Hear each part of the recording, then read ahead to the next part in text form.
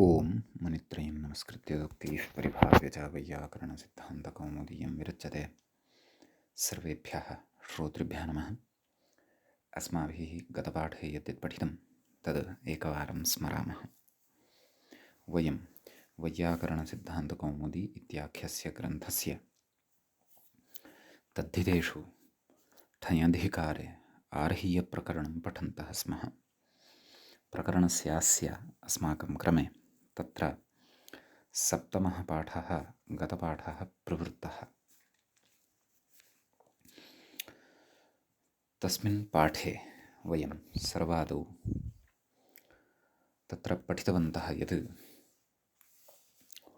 तत्र मूले ग्रन्थकारेण उक्तम् इह ठञादयः त्रयोदशप्रत्ययाः प्रकृताः तेषां समर्थविभक्तयः अर्थाः च आकाङ्क्षिताः त इदानीम् उच्यन्ते, नाम ते अर्थाः इदानीं कथ्यन्ते इति भावः। अतः तत्र तस्मिन् क्रमे अस्माभिः अग्रे सूत्रं सर्वादौ पठितं तेन क्रीतम् इति। अत्र तृतीयान्तात् शब्दात् क्रीतम् इत्यस्मिन् अर्थे यथाविहितं प्रत्ययाः भवन्ति। यदि विशिष्टात् शब्दात् विशिष्टः प्रत्ययः न विहितः तर्हि औत्सर्गिकः ठञ् एव भवति। गोपुच्छेन क्रीतं गौपुच्छिकं साप्ततिकं प्रास्थिकम् इत्यादीनि उदाहरणानि तत्र साधितानि। ठकितु नैष्किकम् इति च उदाहरणं तत्र साधितम्। आर्हादुगोपुच्छसङ्ख्यापरिमाणात् ठक् इति। ततः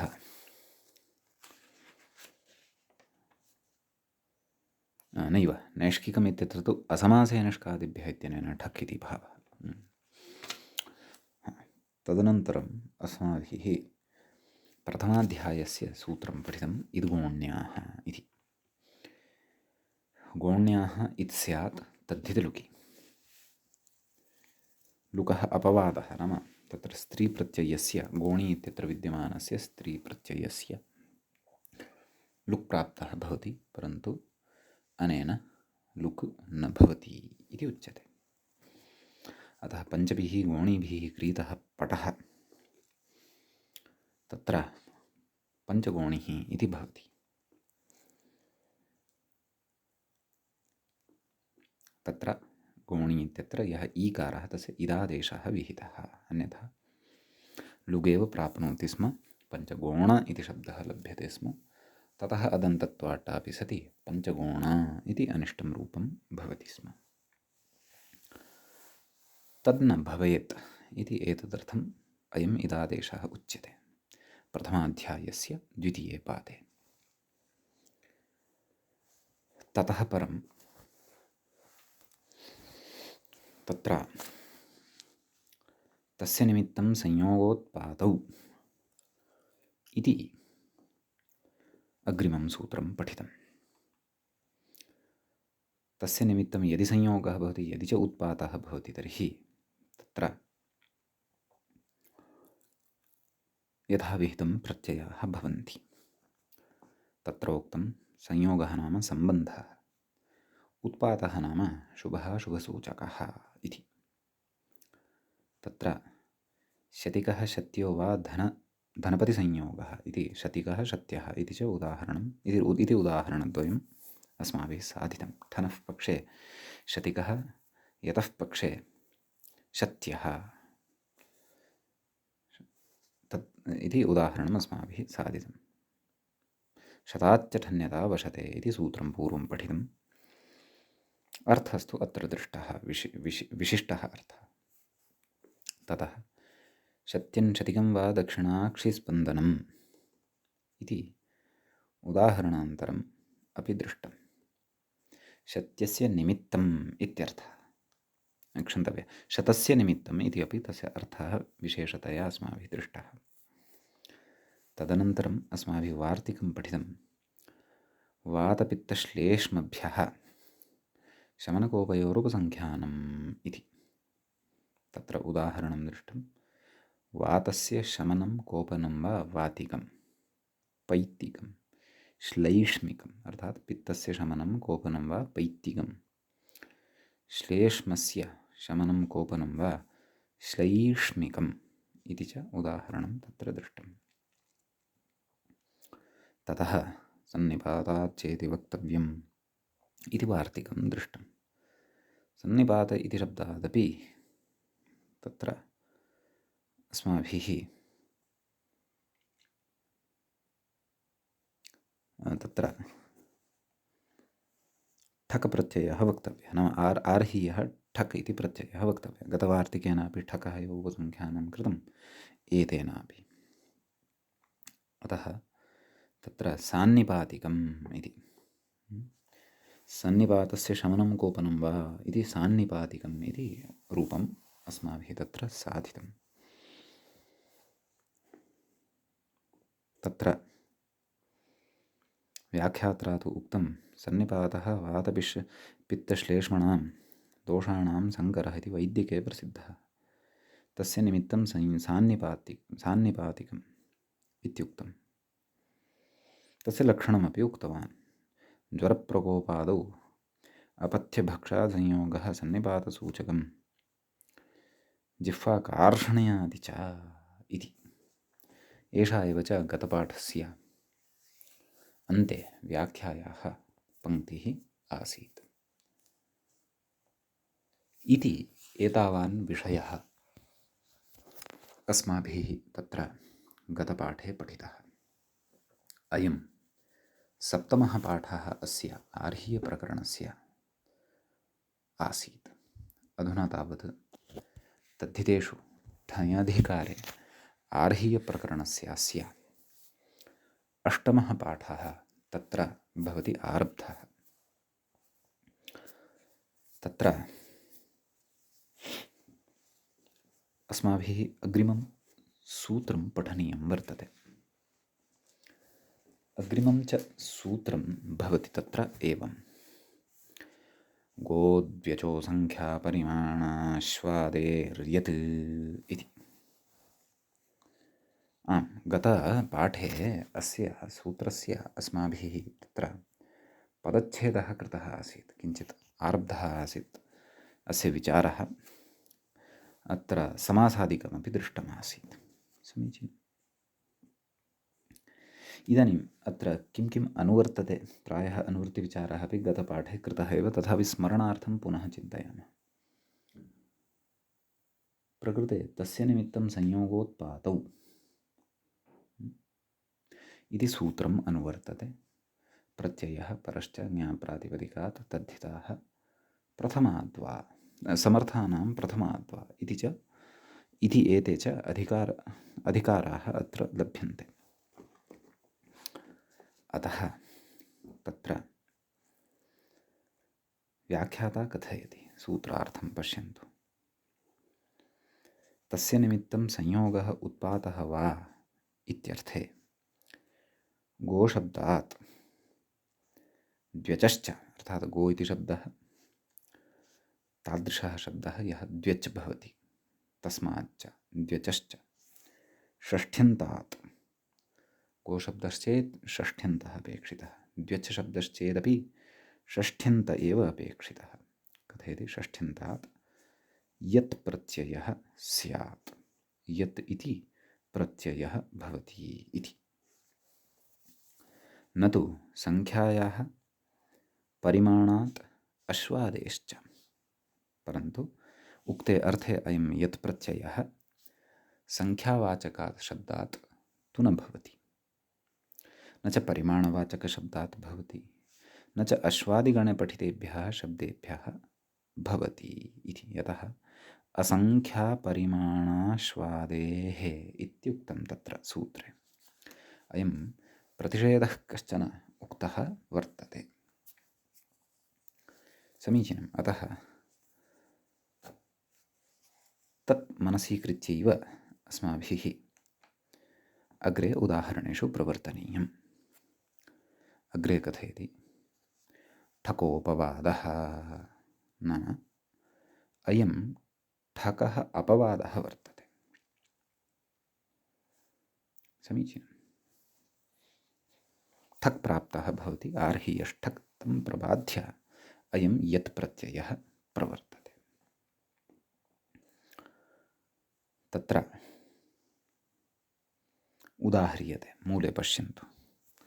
गोर्निमित्तं संयोगः, उत्पातः वा गव्यः।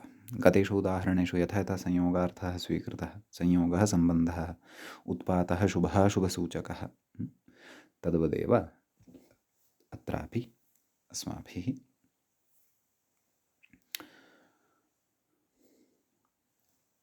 संयोगोत्पातयोः अर्थः बुद्धौ भवेत् स्थापनीयः। तर्हि गोर्निमित्तं संयोगः, गोर्निमित्तम् उत्पातः इत्यस्मिन् अर्थे गो इति शब्दात् यत् इति प्रत्ययः भवति। षष्ठ्यन्तात् गो यत्, गो य वान्तो यि प्रत्यये इत्यनेन सूत्रेण ओकारस्य अवादेशः भवति। तत्र गो ग अव् य, गव्य सुप्रत्ययः आगच्छति। सस्य ऋत्वे विसर्गे सति गव्यः इति रूपं सिद्धं भवति। तदनन्तरं द्व्यचः उदाहरणम् इदानीम् अग्रे उच्यते। तत्र व्याख्याता कथयति, पश्यन्तु। द्व्यचः इति तत्र मूले पश्यन्तु। यशस्यः इति उदाहरणं दत्तं। व्याख्याता कथयति द्व्यचः इत्यस्मिन् विषये कथयति उदाह्रियते इति शेषः। नाम द्व्यचः उदाह्रियते, तत्र उदाह्रियते इति शेषपूर्णेन द्व्यचः इत्यस्य शब्दस्य संगतिः कर्तव्या इत्यर्थः। समीचीनं। तत्र एकमुदाहरणं प्रदत्तं मूले, यशस्यः। कथं विग्रहः? यशसः निमित्तं संयोगः वा, एवं रीत्या तत्र विग्रहः क्रियते। अतः तत्र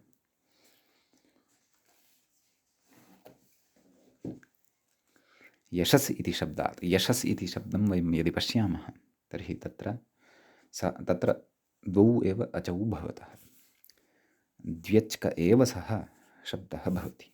अतः तस्मात् यत् प्रत्ययः भवति। यशस् यशस्यः, तर्हि यशसः निमित्तं यशस्यः भवति, यशसः उत्पातः अपि यशस्यः भवति इति। समीचीनम्। तदनन्तरम् अग्रिमः शब्दः वर्तते धन्यः इति। तत्र पश्यन्तु, विग्रहः उच्यमानः एव वर्तते व्याख्यात्र। धनस्य, यशसः, स्वर्गस्य च निमित्तम् इत्यर्थः। एतेन त्रयाणामपि उदाहरणानां विषये उच्यमानं वर्तते। तर्हि धन्यः इत्यत्र विग्रहः कथं कर्तव्यः? धनस्य निमित्तम् उत्पातः वा, स्वर्गस्य निमित्तम् उत्पातः वा इत्यस्मिन् अर्थे तत्र यत् इति प्रत्ययः वक्तव्यः इत्यर्थः। तर्हि तत्र धन इत्यस्मात् शब्दात् यत् इति प्रत्ययः भवति, य इति भवति। नकारोत्तरवर्ती यः अकारः वर्तते तस्य तु लोपः भवति यस्य इति चैत्यनेन। धन् य, धन्य सुप्रत्ययः सस्य ऋत्वे विसर्गे सति धन्यः इति रूपं सिद्धं भवति। धनस्य निमित्तं धन्यः। समीचीनम्। अथवा धनस्य संयोगः धन्यः, धनस्य निमित्तं संयोगः अथवा उत्पातः भवति, तदा धन्यः इत्यर्थः। इति तत्र द्व्यच्केभ्यः शब्देभ्यः अपि यतः उदाहरणत्रयं मूले दर्शितं। यशस्यः, धन्यः, स्वर्ग्यः इति च। तदनन्तरम् अत्र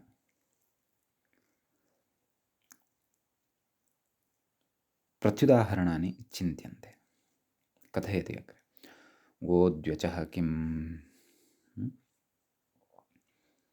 नाम गोशब्दः एव स्यात् अथवा द्व्यच्कः कश्चन शब्दः स्यात् अथवा द्व्यच् कश्चन शब्दः स्यात्। यदि गोशब्दोऽपि नास्ति सः अथवा द्व्यच् अपि नास्ति सः, तर्हि तु तत्र अयं यत् प्रत्ययः न भवति, परन्तु आर्हीयः ठक् प्रत्ययः एव भवति। मूले पश्यन्तु, विजयस्य वैजयिकः कथयति निमित्तम् इति शेषः। नाम उदाहरणं यदा प्रस्तुतं मूले तदा निमित्तम् इति योजनीयं। विजयस्य निमित्तम् इति शेषः कः भवति? सः वैजयिकः। तर्हि विजयशब्दात्, विजयशब्दः गोशब्दोऽपि नास्ति द्व्यच् अपि नास्ति, अतः अत्र यत् इति प्रत्ययः प्रकृतसूत्रेण भवितुं नार्हति। अत्र आर्हीयः ठक् इत्येव प्रत्ययः भविष्यति। समीचीनम्। तदनन्तरम् इति एकं प्रत्युदाहरणं सम्पन्नम्। अग्रे उच्यते असङ्ख्या इत्यादि किम् इति कथयति। तत्र प्रतिषेधः कश्चन उक्तः खलु। असङ्ख्यापरिमाणाश्वादेर्यत्, सः द्व्यच्कः शब्दः संख्यावाचकः न स्यात्, परिमाणवाचकः न स्यात्, अपि च अश्वादिगणे पठितोऽपि न स्यात्। अश्वादिगणे पठिताः शब्दाः इतोपि न पठिताः वर्तन्ते, अग्रे पठिष्यामः। एवं खलु। तर्हि तत्र उच्यते पञ्चकम्। मूले पश्यन्तु, पञ्चानां पञ्चकं। पञ्चानां तदनन्तरं निमित्तम् इति योजनीयम्। अतः तत्र कथयति व्याख्याता पञ्चानाम् इति निमित्तम् इति शेषः, अर्थात् पञ्चानां निमित्तं कः संयोगः अथवा उत्पातः। अतः तन्निमित्तं पञ्चकम् इति भवति। अत्रापि निषेधवशात् न असङ्ख्यापरिमाणाश्वादेः इति निषेधवशात् तत्रापि यत् प्रत्ययः न भवति, परन्तु आर्हीयः नैव, तत्र कन् इति प्रत्ययः भवति। संख्याया अतिशदन्तायाः कन्, कनः क अवशिष्यते। न लोपः प्रातिपदिकान्तस्य इत्यनेन नकारस्य लोपः भवति। अतः पञ्च इति सिद्धं भवति। सम्यक्। तदनन्तरं सप्तकम् इत्यपि पश्यन्तु। अयमपि शब्दः द्व्यचेव, परन्तु संख्यावाचकः वर्तते, अतः यत् न भवितुम् अर्हति। सप्तानां निमित्तम् इत्यर्थः। तर्हि अत्रापि सप्तन् शब्दात् कन् प्रत्ययः, यथा अस्माभिः प्राक्तनम् उदाहरणं साधितं तद्वत् इदमपि उदाहरणं सिद्ध्यति इत्यर्थः। समीचीनम्। एवमेव इदानीं परिमाणवाचकविषये कथयति। प्रास्थिकं कथयति। प्रस्थस्य निमित्तम् इत्यर्थः। अयं शब्दः अपि द्व्यच्कः वर्तते, परन्तु निषेधवशात्, अर्थात् परिमाणवाचकेभ्यः यत् न इति यदुक्तं सूत्रे इति कारणात् प्रकृते यत् प्रत्ययः न भवति। अग्रे कथयति व्याख्याता आर्हात् इति ठग्विदुः। नाम आर्हादगोपुच्छसङ्ख्यापरिमाण ठक् इति ठग्विदुः परिमाणपरिदासात्, नाम परिमाणस्य निषेधकारणात् प्राग्वतीयष्ठञ्, नाम प्रकृते ठञ् प्रत्ययः एव भवति, औत्सर्गिकः एव भवति। अतः तत्र प्रस्थठञ् इकादेशः, प्रास्थ इक अलोपः, प्रास्थ इक प्रास्थिक सु अं पूर्वरूपं च विधाय प्रास्थिकम् इति रूपं तत्र भवति सिद्धम्। समीचीनम्। तदनन्तरं तत्र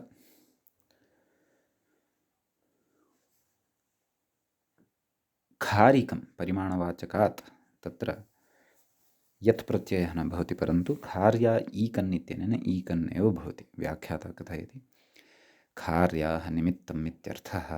कार्या ईकन् इति यत् पठितम् अस्माभिः, तेन ईकन् प्रत्ययः एव अत्र भवति। यदि निषेधः न स्यात् तर्हि यत् प्रत्ययः स्यात्।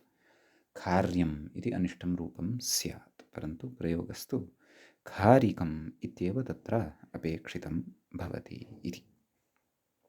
समीचीनम्। ततः अग्रे कथयति। अश्वादीति, अश्वादिगणपठितेभ्यः शब्देभ्यः अपि यत् न भविष्यति, एवं खलु। यथा विहितं प्रत्ययः एव तत्र भविष्यति। तर्हि जिज्ञासा जायते, अश्वादिगणे के के शब्दाः पठिताः इति चेत् तं गणम् अहं सद्यः पठामि, भवन्तः शृण्वन्तु। अश्व, अश्मन्, गण, ऊर्ण, ऊर्म, उमा, भङ्ग, क्षण, गङ्गा, वर्षा, वसु, सर्वेपि शब्दाः अत्र ये वर्तन्ते ते द्व्यच एव वर्तन्ते, द्व्यच्काः एव वर्तन्ते। समीचीनम्। अतः तत्र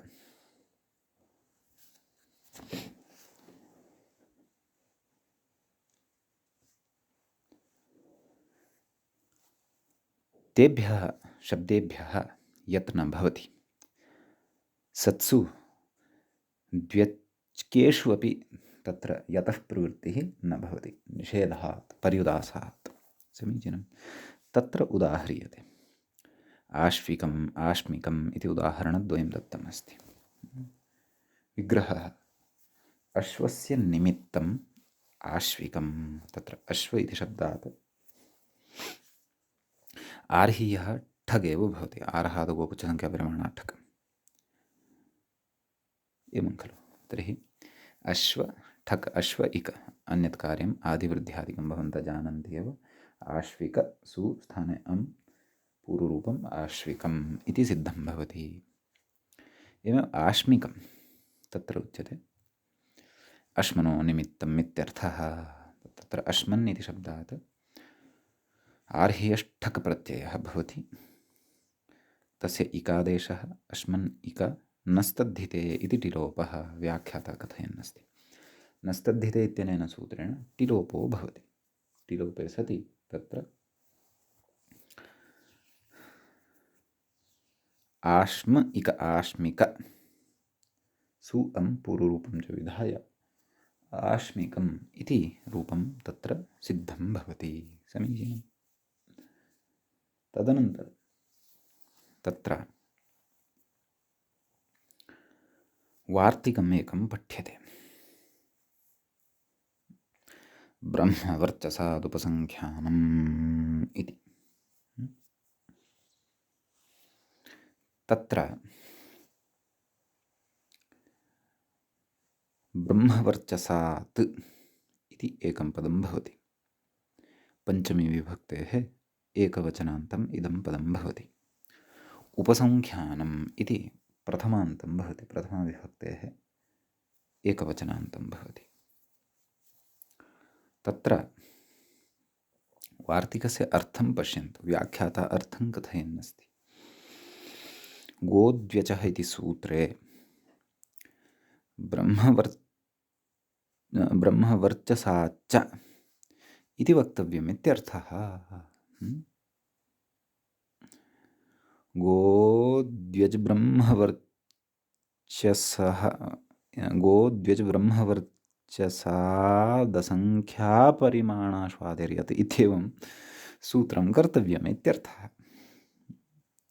नाम ब्रह्मवर्चस इति यः शब्दः वर्तते अकारान्तः, तस्मात् शब्दादपि तत्र यत् प्रत्ययः अपेक्षितः इति वार्तिककृता तादृशः प्रयोगः वाङ्मये दृष्टः। अतः यत् इति प्रत्ययस्य तत्र सन्दर्भे अस्मात् शब्दात् अपि ब्रह्मवर्चस इत्यस्मात् अपि यत् प्रत्ययः भवतु इत्युक्तम्। प्रयोगः साधनीयः ब्रह्मवर्चस्यम् इति। तत्र कथयति ब्रह्मवर्चसस्य निमित्तं संयोगः उत्पातः वा तादृशं निमित्तं ब्रह्मवर्चस्यम् इति भवति। तर्हि तत्र ब्रह्मवर्चसा इत्यस्मात् शब्दात् तत्र यत् इति प्रत्ययः भवति। ब्रह्मवर्चसा य सकारोत्तरवर्ती यः अकारः वर्तते तस्य लोपः भवति। ब्रह्मवर्चस् य ब्रह्मवर्चस्य सु अं पूर्वरूपं च विधाय ब्रह्मवर्चस्यम् इति रूपं तत्र सिद्धं भवति।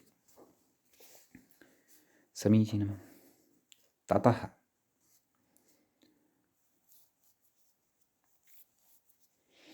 अग्रे अस्मिन् वार्तिके एतावानेव विशेषः। इदानीं वयम् अग्रिमसूत्रे प्रविशामः। अग्रिमं सूत्रं वर्तते पुत्राच्छच इति। समीचीनम्। अस्मिन् सूत्रे द्वे पदे स्तः। पुत्रात् इत्येकं छः इति च अपरं नैव त्रीणि पदानि सन्ति। तृतीयं पदं नैव पदद्वयमेव अस्ति। चकारस्तु नास्ति एव। पुत्राच्छः मया पुत्राच्छच इति उक्तं चेत् सः दोषः। मूले पुत्राच्छः इत्येव दृश्यते। तर्हि तत्र पुत्रात् इति पञ्चमी विभक्तेः एकवचनान्तमित्युक्तमेव छः इति प्रथमान्तं भवति। प्रकृतसूत्रं प्रति तत्र गोद्यचो संख्या परिमाणाश्वादेर्यत् इत्यस्मात् यत् अपि आगच्छति। किञ्च तस्य निमित्तं संयोगोत्पातो इति सूत्रम् आगच्छति। प्रत्ययः परश्च ज्ञाप्रातिपदिकात् तद्धिताः समर्थानां प्रथमाद्वा इति इमे च अधिकाराः अत्र लभ्यन्ते। समीचीनं। तत्र व्याख्याता कथयति तस्य निमित्तम् इत्येव इति। प्रायः अत्र चकारोऽपि वर्तते। सत्यं सत्यं मम पुस्तके यः पाठः वर्तते सः दुष्टः मूले। अत्र चकारग्रहणमपि नूनमेव कर्तव्यं। यतः साक्षात् कथयन्नस्ति खलु अग्रे दीक्षितः किं चाद्यत् नाम सूत्रे चकारोऽपि वर्तते। अतः त्रिपदात्मकं सूत्रमिदम्। अतः तदेव अस्माभिः पारायणं यस्य समयस्य कृतं वर्तते तत्समयसंस्कारवशात् अथवा तत्समये कृतस्य पारायणस्य संस्कारवशात् मुखात् च इत्यपि आगतम्। समीचीनम्। अतः अस्मिन् मम पुस्तके एव दोषः। भवतां पुस्तके यदि च इति अस्ति तर्हि दोषः नास्ति। अन्यथा अत्र मूले च इति योजनीयं। समीचीनम्। आम्, व्याख्याता कथयति तस्य निमित्तम् इत्येव। समीचीनम्। उदाह्रियते पुत्रीयः पुत्र्यः नाम छ प्रत्ययः अपि एतेन सूत्रेण भवति। च इति अपि भवति पुत्र इत्यस्मात् शब्दात् एवं खलु षष्ठ्यन्तात् तस्य निमित्तम् इत्यस्मिन् अर्थे। पुत्रस्य निमित्तं संयोगः उत्पातो वा इति विग्रहः भवति। पुत्र इति शब्दात् छ प्रत्यये छस्य ईयादेशः पुत्र ईय। पुत्र इत्यत्र अन्ते विद्यमानस्य अकारस्य लोपः पुत्र ईय पुत्रीय। ततः सुप्रत्ययः सस्य ऋत्वे विसर्गे सति पुत्रीयः इति रूपं सिद्धं भवति। समीचीनम्। ततः यत् प्रत्यये पक्षे पुत्र्यः पुत्रस्य निमित्तं संयोगः वा अथवा उत्पातो वा पुत्र्यः इति अपि उदाहरणं तत्र सम्भवति। सम्यक्। उदाहरणानि तु सिद्धानि। व्याख्यात्र अत्र केचन विचाराः उच्यमानाः वर्तन्ते। तान् अपि पश्यामः। किं कथयति चेत् कथं तर्हि आरेभिरे यतात्मानः पुत्र्याम् इष्टिं ऋत्विजः इति। एवं खलु, आरेभिरे यतात्मानः पुत्र्याम् इष्टिं ऋत्विजः इति। न हि इष्टिः संयोगः उत्पातः वा इति। नाम प्रकृते संयोगः नास्ति, नाम एषः प्रसङ्गः क्वचित् यागादिप्रसङ्गः वा इति भाति। नाम प्रकृते तत्र संयोगप्रसङ्गः नास्ति, उत्पातप्रसङ्गः नास्ति, तर्हि कथं पुत्रीय इति पुत्रशब्दात् छप्रत्ययः दृश्यते? तत्र कथयति न हि इष्टिः संयोगः उत्पातः वा, नाम इष्टिः न तु संयोगः वर्तते न च उत्पातः वर्तते। कथ्यते उद्यते संयुज्यते अनेन इति संयोगः। संयोगशब्दस्य वस्तुतः अर्थं कथयति। उद्यते संयुज्यते अनेन इति संयोगः भवति। कथयति इष्ट्या हि पुत्रेण फलेन युज्यते यष्टा इति। नाम इष्टिद्वारा पुत्ररूपिणा फलेन यष्टा नाम यागस्य कर्ता अथवा इष्टेः यः कर्ता वर्तते सः युज्यते, युक्तः भवति इति। अतः किं नाम अभिप्रायः कः? नाम आहत्य अत्रापि संयोगार्थः गम्यते, उद्यते संयुज्यते इति व्युत्पत्त्या। अतः क्वचित् यागप्रसङ्गे आरेभिरे यतात्मानः पुत्र्याम् इष्टिं ऋत्विजः इति इत्यत्र पुत्र्याम् इति यः प्रयोगः कृतः सः प्रयोगः अपि युज्यते, तत्र छप्रत्ययः पुत्रात् छ च इत्यनेन सूत्रेण एव युज्यते इति युक्त्या सः प्रयोगः पूर्वपक्षम् आदाय उपस्थापितः वर्तते। यद्यपि मूलेनायं प्रयोगः तथापि प्रकृते उक्तः वर्तते। समीचीनम्। कश्चन विचारः अत्र कृतः वर्तते। उद्ग्रन्थे अयं विचारः कदाचित् स्यात्, द्रष्टव्यः इतोपि विस्तरेण ज्ञानाय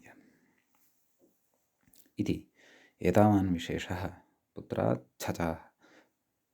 छः च इति सूत्रे भवति। अस्तु, पुत्रात् छः अत्र विसर्गः नास्ति, लुप्तप्रथमाकं पदमिदं भवति। पुत्रात् छ च इत्येव वस्तुतः पाठः अत्र दृश्यते। समीचीनम्। अस्तु, इदानीं वयम् अग्रिमं सूत्रं प्रविशामः। अग्रिमं सूत्रं भवति एवं। सर्वभूमिपृथिवीभ्यामणयुम् इति। तत्र सर्वभूमिपृथिवीभ्याम् इति एकं पदं भवति। पदमिदं पञ्चमी विभक्तेः द्विवचनान्तं पदं भवति। द्वितीयं पदम् अत्र भवति अणयुम्। एवं खलु। तत्र सर्वभूमिश्च पृथिवी च, सर्वभूमि पृथिव्यौ ताभ्यां सर्वभूमि पृथिवीभ्याम् अणयुम्, अण च अञ्च अणयुम् इति अत्र अपि इतरेतरयोगद्वन्द्वः भवति। सर्वभूमि पृथिवीभ्याम् इत्यत्रापि इतरेतरयोगद्वन्द्वः एव समासः भवति। तस्य निमित्तं संयोगोत्पादौ इति सूत्रम् अनुवर्तते। प्रत्ययः परश्च ज्ञाप्रातिपदिकात् तद्धिताः समर्थानां प्रथमाद्वा यथासङ्ख्यमनुदेशः समानाम् इत्येतेषां च अधिकाराणाम् अत्र उपस्थितिः भवति। यथासङ्ख्यनियमः कथम् उपतिष्ठते तज्ज्ञास्यते सूत्रार्थकरणवेलायाम्। तत्र व्याख्याता कथयति तस्य निमित्तम् इत्येव। सर्वभूमि पृथिवी आभ्यां यथासङ्ख्यम् अणयोः स्तः। अर्थात् सर्वभूमि इत्यस्मात् शब्दात् तु अण इति प्रत्ययः भवति। पृथिवी इत्यस्माच्च शब्दात् तत्र ऐ इति प्रत्ययः भवति। समीचीनम्। उदाह्रियते सार्वभौम इति, एवं खलु। कथं विग्रहः? सर्वभूमेः निमित्तं संयोगः उत्पातः वा इत्यस्मिन् विग्रहे सर्वभूमि इत्यस्मात् शब्दात् तत्र अण प्रत्ययः भवति। व्याख्याता कथयति ठञोपवादः अण, नाम औत्सर्गिक ठञ प्रत्ययं प्रबाध्य अयम् अण अत्र विधीयते। सर्वभूमि अण, आदिवृद्धिः इलोपः, सार्वभौम अ, सार्वभौम सुप्रत्ययः सस्यऋत्वे विसर्गे सति सार्वभौमः इति रूपं तत्र सिद्धं भवति। समीचीनं। ततः पार्थिवः इति उदाहरणान्तरं तत्र सिद्ध्यति। तस्मात् तु अञ् इति प्रत्ययः भवति। अणि अञ् च स्वरे विशेषः भवति। नाम एतयोः कारणात् स्वरे विशेषः भवति। तत्र व्याख्याता कथयति पृथिव्याः निमित्तं संयोगः उत्पातः वा इत्यर्थः। समीचीनं। तत्र पृथिवी इत्यस्मात् शब्दात् ऐ, आदिवृद्धिः ईलोपः, ऋवर्णस्य स्थाने आ इति वृद्धिः उरण्डपरः इति सूत्रेण रपरः सदी एव प्रवर्तते। अतः तत्र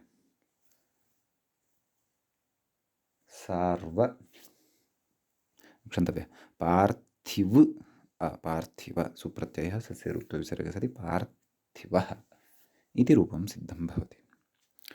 व्याख्याता अग्रे कथयति स्त्रियां पार्थिवी अर्थात् टिड्ढाणयद्वयसजतकनयमात्रजिते प्रकृतिकैङ्गूर्वः इत्यनेन सूत्रेण ङीपि सति पार्थिवी इत्यपि रूपं भवति इति भावः। अग्रे कथयति सार्वभौमशब्दे कथम् उभयपदवृद्धिः इत्यतः आह, ओह सत्यं सत्यं, तत्र तु आदिवृद्धिरेव न उभयपदवृद्धिरस्ति। सार्वभौम किं कथयति पश्यन्तु। यथा सर्वभूमिशब्दः खलु, सर्व इत्यत्र आद्यः स्वरः यः तस्यापि वृद्धिः दृश्यते। सार्व भूमि इत्यत्र आद्यः स्वरः यः ऊ तस्यापि वृद्धिः दृश्यते भौम इति, एवं खलु। तर्हि तत्र उभयपदवृद्धिविषये आह व्याख्याता कथयति सर्वभूमे शब्दोऽनुशतिकादिषु पठ्यते इति मूले पश्यन्तु। सर्वभूमिशब्दः अनुशतिकादिषु पठ्यते कथयति अग्रे व्याख्याता। तथा च अनुशतिकादीनाञ्च इति उभयपदवृद्धिरिति भावः। अनुशतिकादीनाञ्च इत्यनेन सूत्रेण उभयपदवृद्धिः तत्र भवति इति, एवं खलु। अतः तत्र सार्वभौम इत्यत्र उभयपदवृद्धिः दृश्यते अनुशतिकादीनाञ्च। तच्च सूत्रम् अस्माभिः पूर्वं सुपठितमेव इति एतावान् विशेषः अस्मिन् सूत्रे वर्तते। समीचीनम्। इदानीम् अग्रिमं सूत्रं वर्तते तस्येश्वरः इति। सूत्रे द्वे पदे स्तः। तस्य द्वितीयं पदम् ईश्वरः। तस्य इति पदं षष्ठ्यन्तं भवति, षष्ठीविभक्तेः एकवचनान्तं भवति। ईश्वरः, ईश्वरः इति पदं प्रथमान्तं, प्रथमाविभक्तेः एकवचनान्तं भवति, एवं खलु। तर्हि तत्र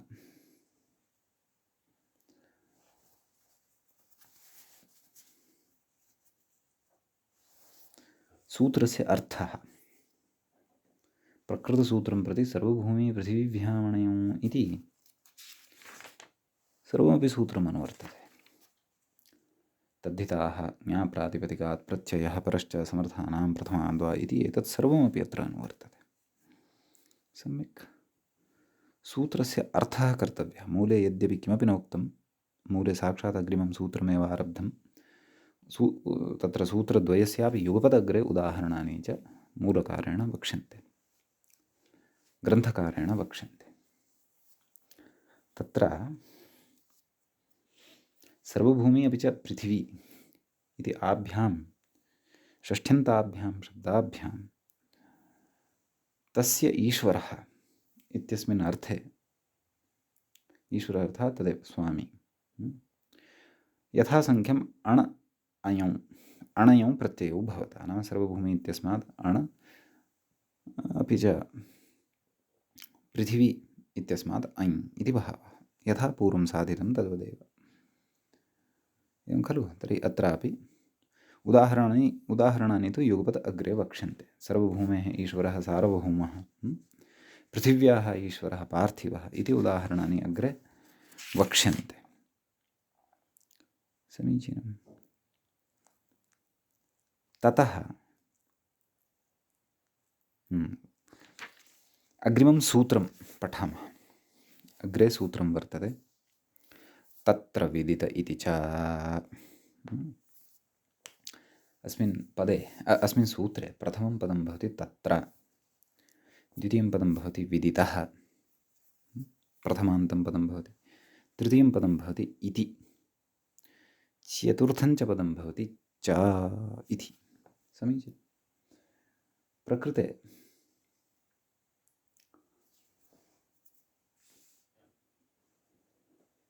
सर्वभूमिपृथिवीभ्यामणयोः इति समग्रं सूत्रम् अनुवर्तते। तद्धिताः ज्ञाप्रातिपदिकात् प्रत्ययः परश्च समर्थानां प्रथमाद्वा इत्येतानि च सर्वाणि अत्र आयान्ति, लभ्यन्ते। सम्यक्। तत्र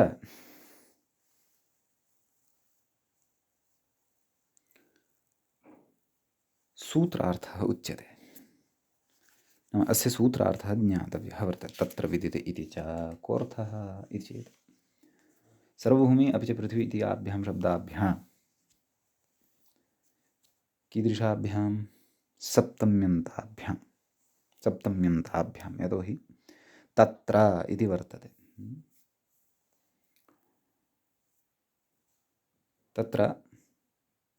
तत्र विदितः इत्यस्मिन् अर्थे, समीचीनं, विदितः नाम ज्ञातः इत्यस्मिन् अर्थे, अथवा प्रसिद्धः इत्यपि विदितः इत्यस्य अर्थः भवति। इत्यस्मिन् अर्थे यथासङ्ख्यम् अणयौ प्रत्ययौ भवतः। नाम तस्येश्वरः तत्र विदित इति च इत्यत्र मूलशब्दौ सर्वभूमि पृथिवी इत्येतौ एव, प्रत्ययौ अपि तौ एव क्रमशः अण् अपि च ऐ। अर्थभेदः अस्ति। व्याख्याता कथयति सूत्रद्वयमिदं, नाम द्वे सूत्रे एते वर्तेते। अग्रे कथयति सर्वभूमि पृथिवीभ्याम् इत्यनुवर्तते। तस्य निमित्तं संयोगोत्पातौ इति तु निवृत्तं, तस्य अनुवृत्तिः अत्र न भवति। पुनः तस्य इत्युक्तेः, नाम तस्य इति उक्तम् अत्र, क्व तस्येश्वरः इत्यत्र, अतः कथयति तस्येश्वरः इत्यर्थे षष्ठ्यन्तात् तत्र विहिते। नाम एषः सूत्रद्वयस्यापि अर्थं कुर्वन् अस्ति व्याख्याता। अस्माभिः पूर्वं पृथक् पृथक् अर्थः दर्शितः, एषः अधुना सूत्रद्वयस्यापि युगपद अर्थं कुर्वन् अस्ति। तस्येश्वर इत्यर्थे षष्ठ्यन्तात् तत्र विदितः इत्यर्थे तु सप्तम्यन्तात्। एवम् अत्र यावत् एकं वाक्यं वर्तते। तस्येश्वरः इत्यस्मिन् अर्थे षष्ठ्यन्तात्, तदनन्तरं तत्र विदित इत्यर्थे तु सप्तम्यन्तात् अणयौ स्तः इत्यर्थः। नाम अण् इति प्रत्ययः ऐ इति प्रत्ययश्च भवति क्रमशः इति अर्थः। समीचीनं। कथयति योगविभागस्तु यथासङ्ख्यनिवृत्त्यर्थः इति। एवं खलु? यदि योगविभागः न क्रियते स्म तर्हि तस्येश्वरः इत्यस्मिन् अर्थे तत्र सर्वभूमिशब्दात् प्रत्ययः भवति स्म। तत्र विदितः इत्यस्मिन् अर्थे पार्थिव इति शब्दादेव प्रत्ययः भवति स्म। अतः इत्येतादृशः यथासङ्ख्यनियमः अत्र न प्रवर्तेत। तदर्थं सूत्रकारेण स्वयमेव सूत्रद्वयम् अत्र पठितम् इति। एवं खलु। अग्रे कथयति उत्तरसूत्रे तत्र विदितः इत्यस्यैव अनुवृत्त्यर्थश्च इति। नाम अग्रे सूत्रं वर्तते खलु लोकसर्वलोकाठञ् इत्यत्र च तत्र विदितः इत्यस्य एव अनुवर्तनमपेक्षितं। तस्येश्वरः इत्यस्य न, अतः अपि अत्र पृथक्तया सूत्रद्वयं कृतं वर्तते इति अत्र भावः। समीचीनम्। उदाहरणानि पश्यन्तु। सर्वभूमेः ईश्वरः सर्वभूमौ विदितो वा सार्वभौमः। सम्यक् खलु। सर्वस्याः अपि भूमेः यः ईश्वरः वर्तते अथवा सर्वस्यामपि भूमौ यः विदितः वर्तते सः सार्वभौमः भवति इति। समीचीनम्। एवमेव सर्वभूमे क्षन्तव्यः एवमेव पृथिव्याः ईश्वरः पृथिव्यां विदितः वा सः पार्थिवः भवति। अर्थद्वये इदम् उदाहरणद्वयं च अत्र सिद्धं भवति। रूपसिद्धिस्तु तत्र अणिपरतः सार्वभौमः इत्यस्य उभयपदवृद्ध्या यथा पूर्वं कृता तद्वत् अत्रापि भविष्यति। का रूपसिद्धिः? पार्थिवः इत्यस्यापि पूर्वदेव रूपसिद्धिः। समीचीनम्। अर्थभेदः वर्तते। सम्यक्। तर्हि पश्यन्तु, अस्माभिः तस्य निमित्तम् इत्यस्मिन् अर्थे, तस्येश्वरः इत्यस्मिन् अर्थे, पुनः तत्र विदितः, तत्र विदिति इति च इत्यस्मिन् अर्थे च तत्र अस्माभिः सर्वभूमि पृथिवी इति आभ्यां क्रमशः अणयों प्रत्ययौ पठितौ। समीचीनम्। ततः अग्रिमं सूत्रं पश्यामः। एतयोः सूत्रयोस्तु एतावानेव अत्र विशेषः आसीत्। अग्रे सूत्रं भवति लोकसर्वलोकाठञ् इति। समीचीनम्। तत्र लोकसर्वलोकात् इति पञ्चम्यन्तं, पञ्चमीविभक्तेः एकवचनान्तं रूपं भवति। ठञ् इति प्रथमान्तं, प्रथमाविभक्तेः एकवचनान्तं रूपं भवति। लोकसर्वलोकात् इत्यत्र वर्तते समाहारद्वन्द्वसमासः। कथं विग्रहः? लोकश्च सर्वलोकश्च लोकसर्वलोकं तस्मात् लोकसर्वलोकात्। समीचीनम्। प्रकृतसूत्रं प्रति तत्र विदित इति च इत्यस्मात् सूत्रात् तत्र विदितः इत्यस्य अनुवर्तनं भवति। अतः एव मूले कथयति पश्यन्तु, तत्र विदितः इत्यर्थे। सम्यक्। किञ्च तद्धिताः ज्ञाप्रातिपदिकात् प्रत्ययः परश्च समर्थानां प्रथमाद्वा एते अधिकाराः अत्र अनुवर्तन्ते यथा पूर्वम्। व्याख्याता कथयति योगविभागसामर्थ्यात् तस्येश्वरः इति नानुवर्तते इति भावः। नाम तस्येश्वरः इत्यस्य अनुवर्तनम् इह न भवति इत्युच्यते। समीचीनम्। उदाह्रियते, आदौ लोकशब्दात् उदाह्रियते लौकिक इति विग्रहं कथयति व्याख्याता। लोकेषु विदित इत्यर्थः, नाम लोकेषु ज्ञातः अथवा प्रसिद्धः सः लौकिकः भवति इति। अग्रे कथयति सर्वलोकशब्दे विशेषमाः इति। मूले पश्यन्तु, कं विशेषमाः? अनुशतिकादित्वादिति। मूले पश्यन्तु, अनुशतिकादित्वात् उभयपदवृद्धिः सार्वलौकिकः। अनुशतिकादिगणे सर्वलोकशब्दोऽपि पठितः, अतः तत्र लोकशब्दात् ठञ् परतः उभयपदवृद्धिः भवति। ठस्य इकादेशः उभयपदवृद्धिश्च सार्वलौक इका। यस्य चित्तेन ककारोत्तरवर्तिनः अकारस्य लोपः सार्वलौकिक सुप्रत्ययः सस्य ऋत्वे विसर्गे सति सार्वलौकिकः इति रूपं तत्र भवति सिद्धम्। समीचीनम्। ततः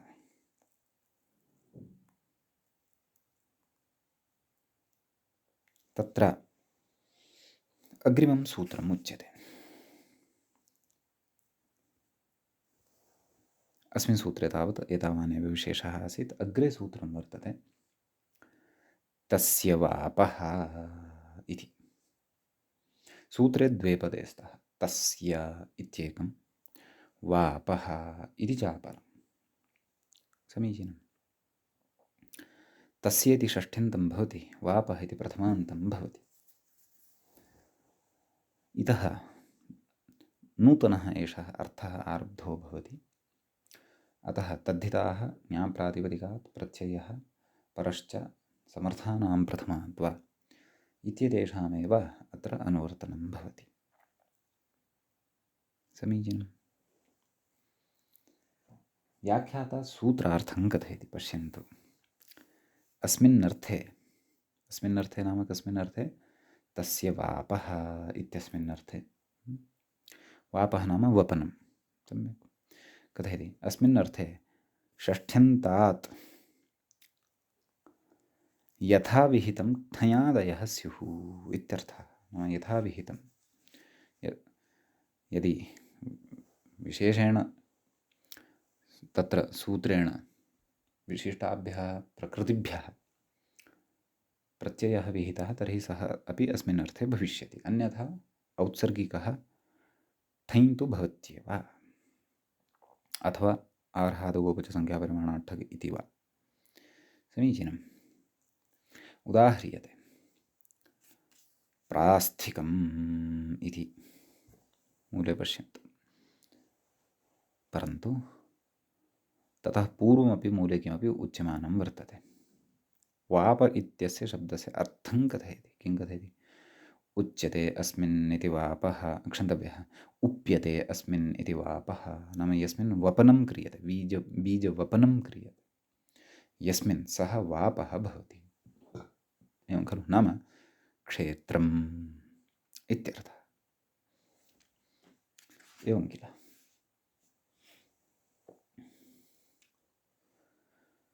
ततः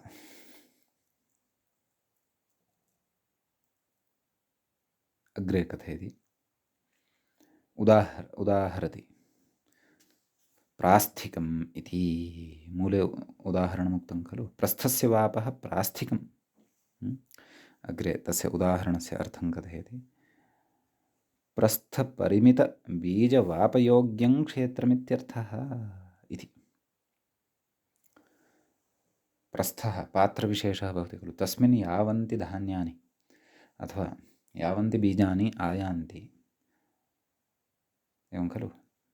तावतां वापः यावति क्षेत्रे कर्तुं शक्यते, वपनं यावति क्षेत्रे कर्तुं शक्यते, तत् क्षेत्रं प्रास्थिकम् इत्युच्यते।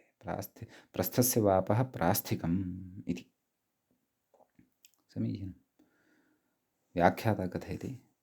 आर्हादगोपुच्छसंख्यापरिमाणात् ठक् इति ठग् विधौ परिमाणपर्युदासात् प्राग्वतीयष्ठञ् इति। नाम तत्र अर्हात् अगोपुच्छसंख्यापरिमाणात् परिमाणवाचकेभ्यः ठक् न भवति, अतः तत्र ठञेव भवति इति आदौ उक्तम्। अतः प्रकृते औत्सर्गिकः ठञेव भवति तस्य वापः इत्यनेन। अतः प्रस्थठञ्, प्रस्थ इक आदिवृद्धिः, प्रास्थ इक अलोपः, प्रास्थ इक प्रास्थिक, सु अं पूर्वरूपं च विधाय प्रास्थिकम् इति रूपं तत्र सिद्धं भवति। सम्यक्। अग्रे द्रौणिकम् इति मूले उदाहृतं खलु। कथं विग्रहः? द्रोणस्य वापः इत्यस्मिन् अर्थे द्रोण् इत्यस्मात् शब्दात् तस्य वापः इत्यस्मिन् अर्थे कथयति व्याख्याता। निष्कादित्वा ठक्, असमासे निष्कादिभ्यः इत्यनेन सूत्रेण ठक् प्रत्ययः भवति। द्रोण ठक्, द्रोण इक, द्रौण इक द्रौण इक द्रौणिक सु अम्पूरुरूपं च विधाय द्रौणिकम् इति रूपं तत्र सिद्धं भवति। एवं खलु। तदनन्तरम् उदाहरणान्तरमपि तत्र दत्तं खारीकम्। एवं खलु। तत्र खार्याः वापः इति विग्रहे खारीशब्दात् तदेव खार्या ईकन् इत्यनेन ईकन् इति प्रत्ययः भवति। खारी ईक यस्य चेत्यनेन ईकारलोपः नाम रेफोत्तरवर्ती यः ईकारः वर्तते तस्य लोपः भवति। खार् ईक खारीक सु अम्पूरुरूपं च विधाय खारीकम् इति रूपं तत्र सिद्धं भवति। तदेव अग्रे कथयति द्रोणस्य खार्याश्च वाप इत्यर्थः। नाम उभयोः विग्रहं कथयन् अस्ति। द्रोणिकं खारिकम् अनयोः उभयोः अर्थं कथयन् अस्ति इति भावः। समीचीनम्। अयं विशेषः अस्मिन् सूत्रे वर्तते।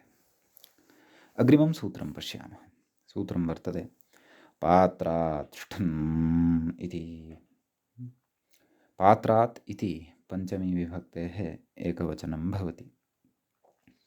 ष्ठन् इति प्रथमान्तं पदं भवति। तत्र प्रकृतसूत्रं प्रति तस्य वापः इति सूत्रम् अनुवर्तते। अतः व्याख्याता अपि कथयन् अस्ति पश्यन्तु तस्य वापः इत्येव। अन्यच्च तद्धिताः ज्ञाप्रातिपदिकात् प्रत्ययः परश्च समर्थानां प्रथमाद्वा इत्येतत् सर्वमपि अनुवर्तते। सम्यक् उदाह्रियते। पात्रिकं मूले पश्यन्तु पात्रिकं तस्य विग्रहः अपि मूले उच्यमानः वर्तते। पात्रस्य वापः क्षेत्रं। पात्रस्य वापः अर्थात् क्षेत्रं पात्रिकं। तर्हि तत्र पात्र इत्यस्मात् शब्दात् तद् ष्ठन् ष्ठनः ठ अवशिष्यते। तस्य इकादेशः पात्रशब्दस्य अलोपः पातृ इक पात्रिक सु अम्पूरुरूपं च विधाय पात्रिकम् इति सिद्धं भवति। समीचीनम्। ततः पात्रिकी क्षेत्रभक्तिः इत्युच्यते। समीचीनम्। तदेव व्याख्याता कथयति षित्वं ङीषर्थम् इत्याह। नाम अत्र षित्करणं यद् कृतं वर्तते तद् ङीषर्थं वर्तते। ङीषः प्रवृत्तिर्भवतु इति तदर्थं वर्तते। षित्वं यतः षिदन्तत्वं तस्य भवति षिदन्तत्वं भवति इति कृत्वा पात्रिक इति शब्दः यः सिद्धः भवति तस्मात् तत्र